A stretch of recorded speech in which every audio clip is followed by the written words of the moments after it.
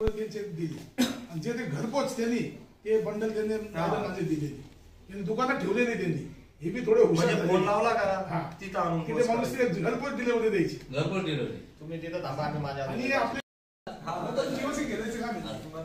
पारंपरिक मांजर तेव्हाची जी मजा होती संक्रांत ती राहिली पण आता तुम्ही इथे करा, तुम्ही पाहणार संक्रांतीची दिवशी येणार. सिव्हिल काय केलं काय करायचे सर मागच्या वर्षी तारा लावल्या तो माझ्या असा वरच राहायचा, म्हणजे खाली रोडवर येत नव्हता. त्यांना विचार त्यांनी सुरुवात तर आपण इथूनच करू का? सर्वांना नमस्कार. मी पोलीस निरीक्षक धीरज प्रकाश महाजन, येवला शहर पोलीस ठाणे.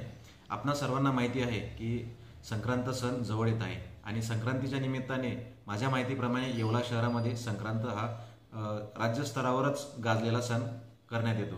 या ठिकाणी फार मोठ्या प्रमाणात पतंग उडवले जातात आणि ते पतंग उडवत असताना नायलॉन मांजाचा वापर केला जातो. नायलॉन मांजा हा तसा पाहिला तर फार धोकेदायक आहे. त्याचा मानवास आणि ज्या उडणाऱ्या पक्ष्यांसाठी सुद्धा त्याचे फार मोठे धोके आहेत.